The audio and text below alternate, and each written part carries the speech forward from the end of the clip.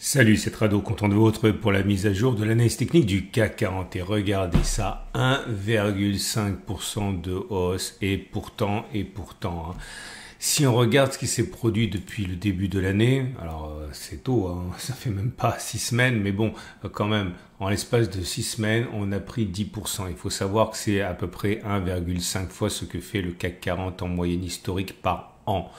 Ne vous imaginez pas que c'est tenable, ok, ça ne l'est pas. Maintenant, je pense que, enfin, ce n'est qu'un sentiment, hein, qu'on ira plus haut cette année après une consolidation éventuelle.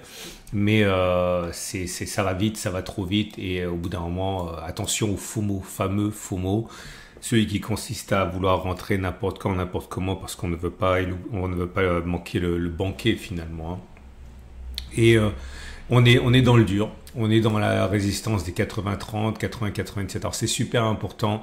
J'imagine que vous serez beaucoup plus à regarder cette vidéo parce que c'est le week-end que vous l'avez été à regarder la vidéo d'hier. Mais dans la vidéo d'hier, j'ai vraiment donné quelque chose de très important. Si vous avez du temps, regardez-le. Je ne vais pas revenir sur ça maintenant, mais franchement, je vous dis pas souvent de regarder une vidéo qui est passée. Vidéo d'hier sur pourquoi mes supports et nos résistances ne tiennent pas et vous allez sans doute avoir un déclic si c'est votre cas et que vous vous demandez pourquoi ils ne fonctionnent pas. En tout cas, je reviens pas sur ce que j'ai dit hier, hein. On est dans la zone des 83-97. J'ai dit également qu'il faut se méfier parce qu'on risque d'avoir une poussée pour aller faire sauter tous les stops de protection ici parce que beaucoup ont mis des stops de protection en visant par exemple un comblement du gap et un stop de protection ici. Le but du jeu, c'est de faire sauter ces stops en allant les déclencher, ok. Et évidemment, quand on monte et qu'on oblige les vendeurs à découvert à se racheter, puisqu'ils achètent, c'est la loi de l'offre et de la demande, ça monte. Et ça montera jusqu'au moment où ils auront nettoyé finalement tous les shorts. Et c'est à ce moment-là qu'on risque d'avoir la baisse. Ok, moi j'en sais rien, c'est un scénario de travail habituel, on va dire, hein. J'y reviens. Donc aussi, on m'a demandé par mail, on m'a dit, mais Trado, comment ça se fait comment tu savais qu'on allait remonter jusqu'à là? Mais je pense que vous l'avez vécu en direct, j'en savais rien. Ok, l'analyse technique et le trading, tout est aléatoire. Il y a des choses qui sont vraies sur 100 occurrences. Si on fait 100 fois la même chose dans une configuration qui est backtestée, on sait qu'on aura plus souvent raison que tort, mais sur une occurrence donnée, on ne sait pas ce qui va se passer.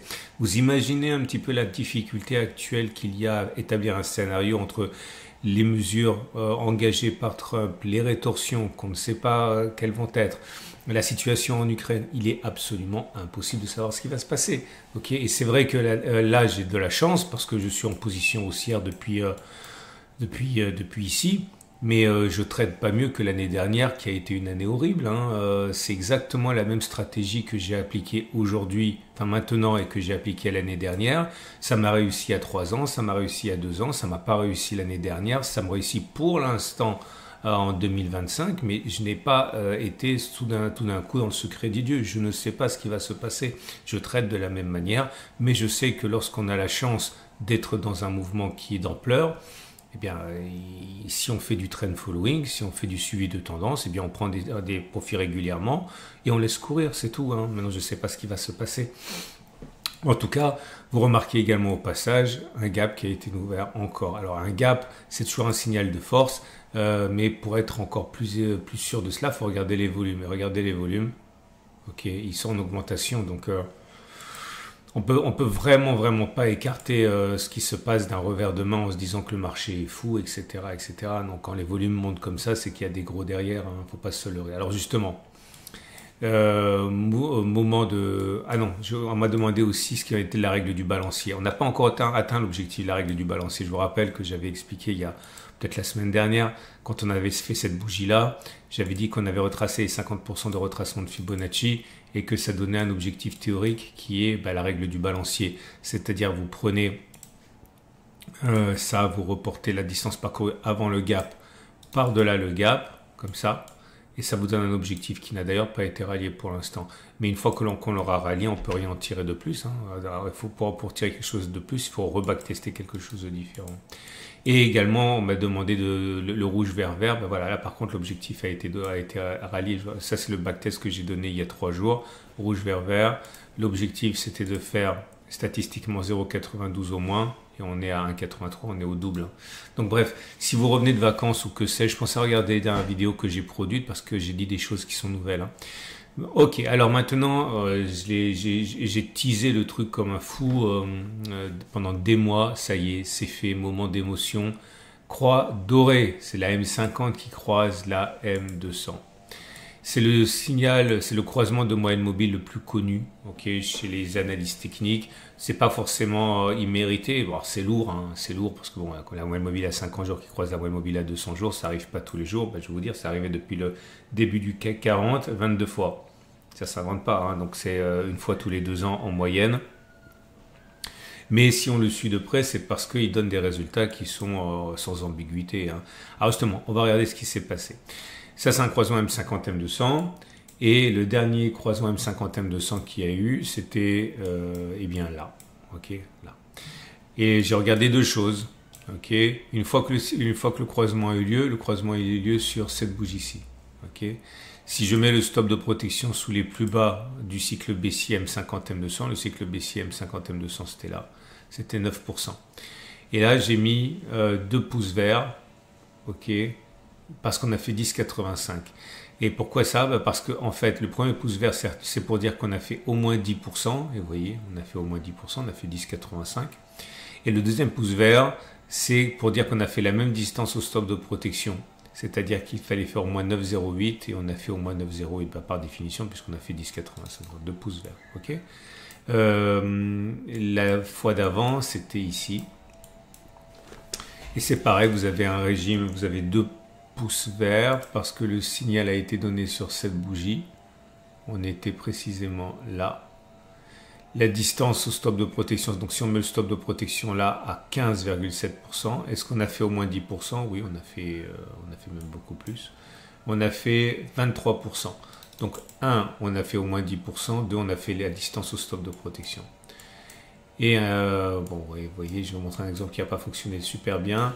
Celui-là n'a pas fonctionné super bien. Pourquoi il n'a pas fonctionné super bien? Parce que le signal a été donné sur cette bougie-ci.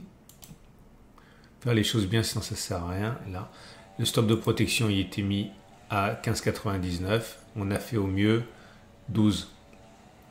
Donc on a bien fait au moins 10%, mais on n'a pas fait une fois la distance au stop de protection parce qu'on n'a pas fait 15,99%. Et là, ça a été horrible puisqu'on n'a rien fait du tout. Okay. Le signal a été donné sur cette bougie-ci, là. Il s'agissait de faire au moins 9% à la hausse. On a seulement fait 2. Et après, on est venu déclencher le stop de protection. Ah, bien sûr, vous pouvez backtester ce que vous voulez. Hein. Moi, j'ai backtesté ça, mais vous pouvez backtester 2 fois la distance stop de protection, un stop de protection sous la M50, un stop de protection sous la M200. Bref, ça, tous les figments de votre, tous les fragments de votre imagination peuvent être sollicités. Hein. Vous pouvez tester ce que vous voulez. D'ailleurs, on m'a posé la question. On m'a demandé si je backtestais tout à la main et malheureusement, je backteste tout à la main. Vous savez pourquoi je backteste tout à la main? Parce que je ne sais pas coder.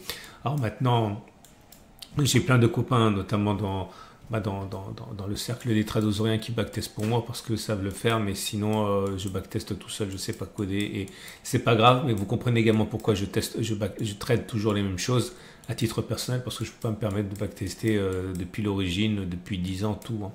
Voilà.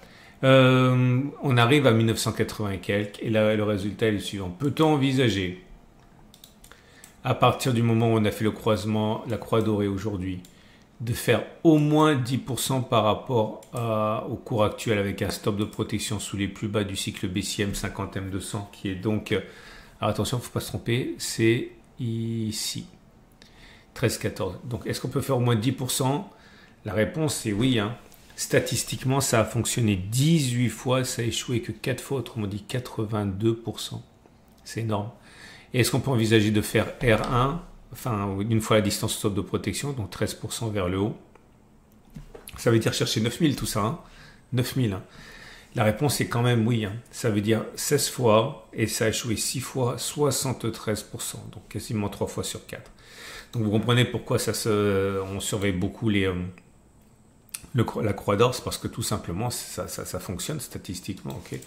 Donc à bon entendeur, attention si vous shortez. Donc l'idée c'est que si jamais ça baisse à partir d'un moment, eh bien vous pouvez envisager que ce soit une opportunité d'acheter, ok, et pas commencer à vous dire que c'est une occasion de spéculer à la baisse. Je ne dis pas que ça ne va pas baisser, je ne dis pas que vous auriez tort de le faire, je dis simplement que statistiquement, il y a plus de chances pour que l'on monte plutôt que l'on baisse. Hein.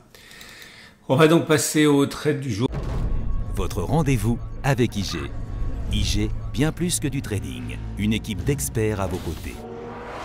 Parce que j'ai testé tout ce que je voulais, je vous ai dit tout ce que je voulais également. Si vous êtes naturellement, si vous êtes haussier, vous savez quoi faire. Si vous êtes baissier, moi je pense que c'est le bon moment de rentrer à la baisse si vous êtes baissier. Ok. Avec une entrée maintenant, stop de protection. Vous pouvez viser le dernier support par exemple, comblement de 2 gaps là. Stop de protection bien large, je pense quand même. Et vous avez, si vous mettez un stop de protection à 8400, ça peut être pas mal. Ok, vous avez quand même un ratio gain-risque super. Hein. Voilà. Vous avez plein de choses qui vous attendent dans les communautés de la chaîne YouTube. On va étudier les structures, tout ça demain dans la vidéo du week-end. Je vous remercie infiniment pour votre fidélité et je vous dis donc à tout de suite pour d'autres vidéos, d'autres analyses et à ce week-end pour la mise à jour.